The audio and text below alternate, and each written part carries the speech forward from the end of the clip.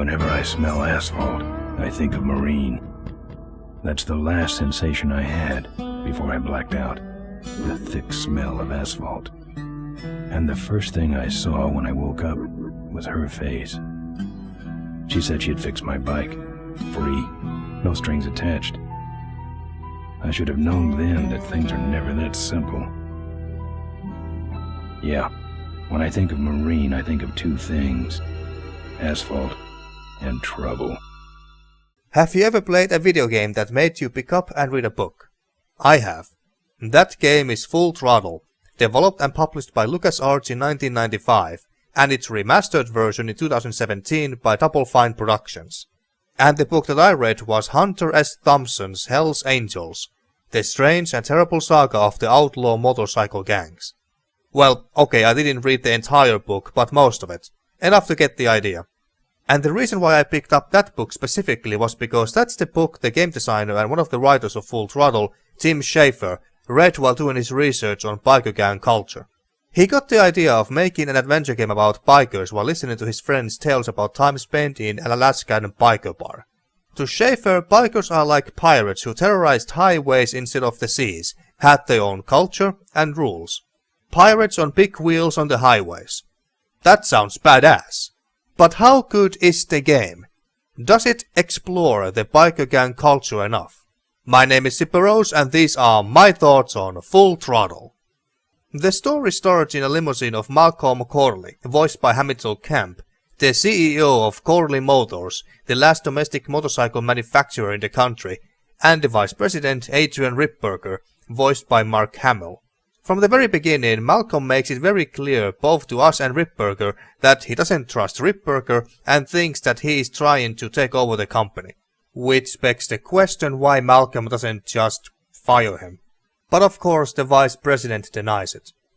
On their way to their shareholders meeting, their limousine is briefly overtaken and slightly damaged by a biker gang called the Polecats. Which admittedly doesn't sound as cool or badass as something like Hell's Angels or Satan's Slaves, but anyway. Instead of being angry about his damaged limo, Malcolm is impressed with the bikers and follows them. They catch up to them at a biker bar, where he quickly befriends with their leader and the game's protagonist, Ben. Ripperger then offers to hire the Polecats to escort Malcolm to the shareholders meeting. Mostly for the show, he claims, but Ben declines, saying that Polecats are not goons for hire. Ripperger, however, doesn't take a no for an answer, and Ben gets knocked out by Ripperger's two goons, and he tricks the rest of the biker gang to escort Malcolm to the meeting. Ben later wakes up and learns that his gang has gone with Malcolm, and that an ambush is waiting for them further on the road. Ripperger has a sinister scheme for both Malcolm and the Polecats, and only Ben can try and stop him. Let's talk about our hero, Ben, whose full name is Ben Throttle, even though it's never mentioned in the game due to some copyright reasons if I am not mistaken. Ben, in my opinion, is the most interesting character not only in Full Throttle, but out of all the other adventure game protagonists I have seen so far. Because he is not your typical point-and-click adventure game protagonist.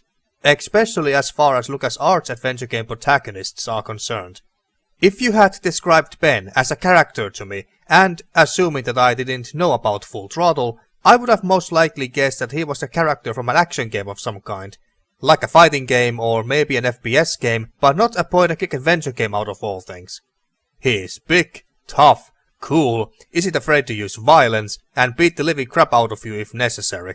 But he is not a dumb, hot-headed brute looking for a fight, and is pretty smart, like a gang leader should be. He also has a very manly, deep, gruffy and memorable voice, voiced by Roy Conrad. The kind of voice that sounds tough naturally, and not like someone who tries to sound tough.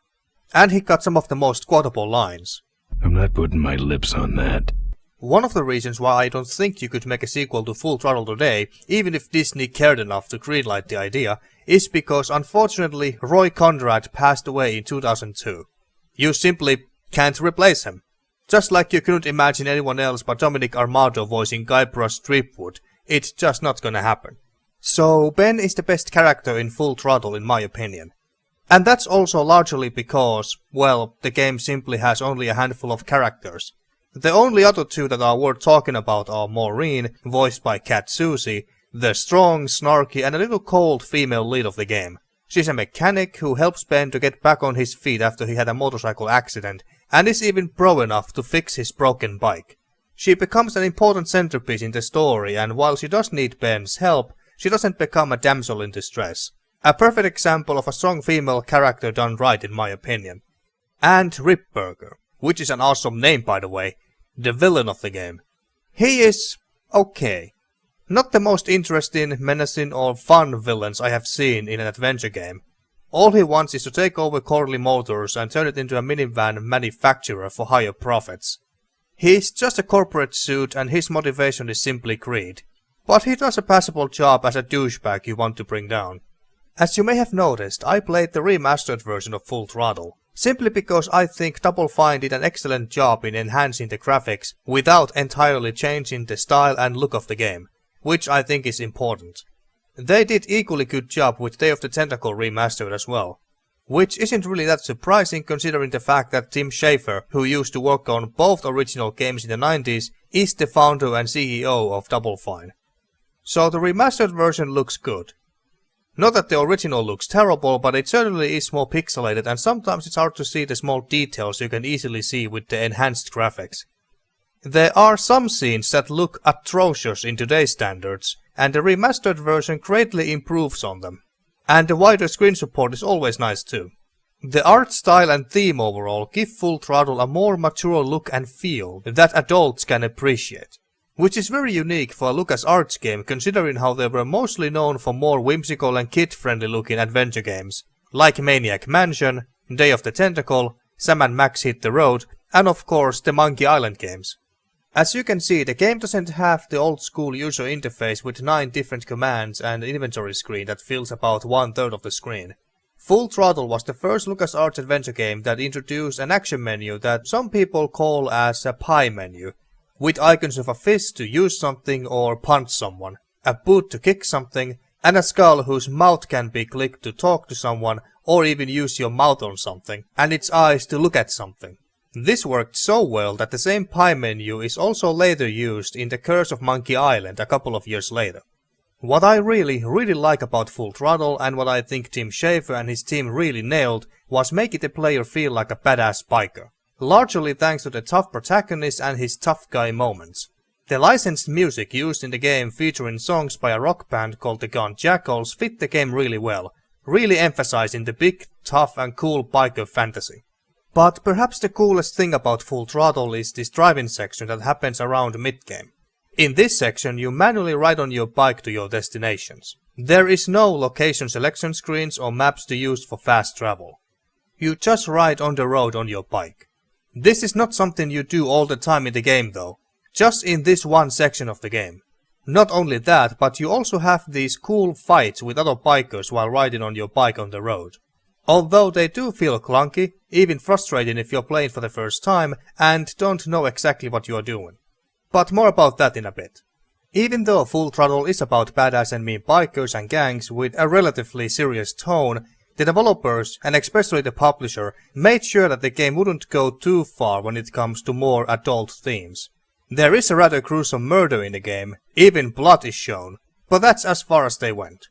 In the book about Hells Angels, the author, Hunter S. Thompson, described more brutal violence, drug usage, even rapes and gangbangs, which LucasArts would have of course never put into any of their games. In fact, Full Throttle originally would have featured an interactive, I guess dreamlike sequence where Ben undergoes a peyote-induced hallucinogenic trip.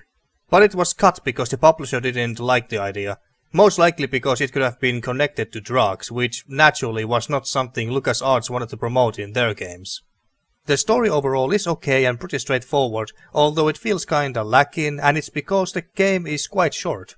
About 8 hours roughly, assuming you don't get stuck for long periods of time. And while I was reading the book, I couldn't help but think how the developers could have done better and come up with a more intriguing story about bikers that really explores their culture and what they are about. That I think is my biggest gripe with Full Throttle. It doesn't explore the biker culture enough in my opinion. Only scratches the surface. We don't get to know the Polecats as a gang, what they believe in, their rules, code of honor, etc. Hell, we don't even get to learn the other Polecats' names.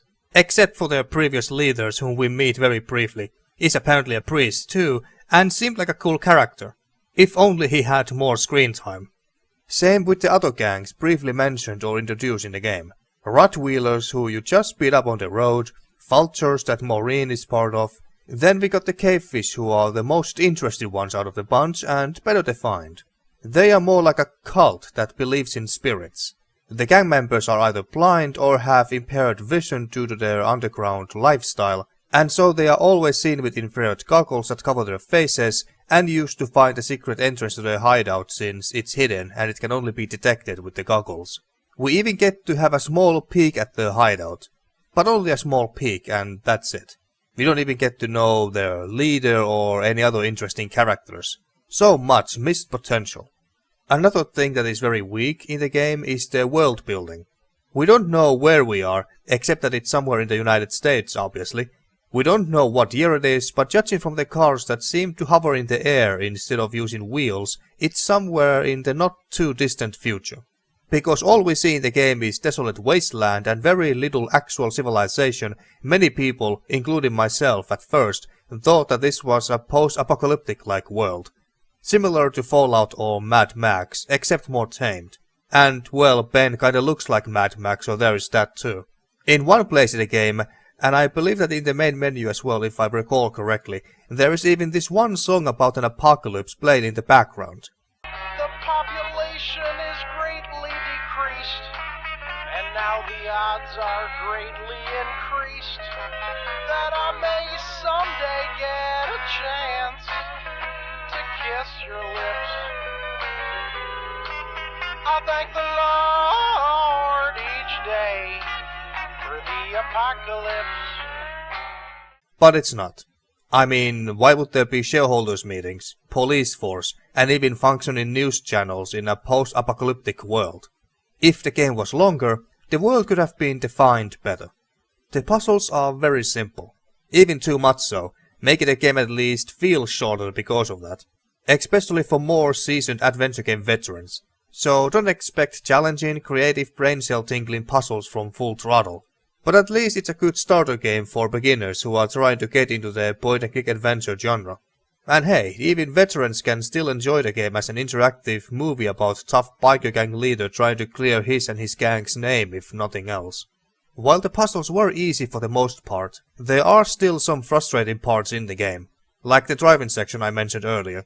In this part you need to beat up other bikers on the road for better weapons, this one special part for your bike, and a pair of those goggles from a cavefish biker. You pick up stuff like a chain, a flail, a wooden plank, and even a freaking chainsaw from bikers who use them against you. I think the idea here was that you use specific weapons against certain bikers to beat them easier, take their weapon, and look for the next biker you're supposed to use it on to get his or her stuff. The end goal are the goggles so you can get to Cavefish Gang's hideout. The reason why I spent what felt like hours in this part was because 1. The fighting feels clunky and is something that you need to get used to. At least it feels far better than fist fighting in LucasArts Indiana Jones adventure games. And 2. I didn't know that you're supposed to use a specific weapon against a Cavefish member to get their goggles. I thought it didn't matter what I use as long as I get one of them down. I used everything, chainsaw be the deadliest since everyone fell from one hit. But every time I used it on a cavefish biker, he simply blew himself up along with his bike and goggles. What I had to use against a cavefish biker was the wooden plank. Why did I have to use the wooden plank specifically to get the goggles? I don't know. The game didn't give us a good reason for it. For those reasons, this driving section was both cool but also frustrating to play through. But the absolute worst part of the game is the end game where you have to try and stop first Ripburger's truck and then this vulture's plane wreckage before it reaches a gorge and falls, killing you. Yes, you can die in this LucasArts game at the end. You don't die in the driving section part if you get beat up. You just fall down and rise back up. But here you can and will die again and again and again as you try to do various things to prevent falling down the chasm. Unless you know exactly what you're doing. I really hate this part. If you're going to play Full Throttle blind, I hope you got a lot of patience. After playing Full Throttle, I can easily see why it became a cult classic. It's not one of the best adventure games that I have ever played. It's mostly held back by its short length, puzzles that are too easy for adventure game veterans, and the frustrating mid and end game. but it certainly is one of the most intriguing ones, with a very interesting and unusual adventure game protagonist, and the whole biker gang setting is very cool and fascinating. Although they didn't do much with it and explore the biker culture nearly enough in my opinion. I also appreciate that the game is aimed more for adults than kids this time, unlike most LucasArts games. You could spend your 8 hours or so on far worse adventures. A couple of sequels were being worked on in early 2000, Full Throttle Payback and Full Throttle Hell on Wheels, and they both were cancelled. And judging from the release trailer of the latter, Hell on Wheels, I think that in the end it's a good thing that it never came out. Considering Full Throttle's cult following, I'm kinda shocked that no adventure game developer has made a new biker-themed point-and-click adventure game yet, at least as far as I know. A spiritual successor to Full Throttle, if you will. Because we sure as hell won't be getting a worthy sequel. Not without Tim Schafer or Roy Conrad, and for as long as Disney owns the rights to it. All we can do is hope that someday some developer will make their own adventure game about badass, tough and cool bikers riding their big hawks owning the highways. And there you go folks, those were my thoughts on Full Throttle. What are your thoughts on the game?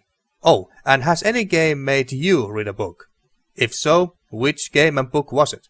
Let me know in the comments, and thanks for watching.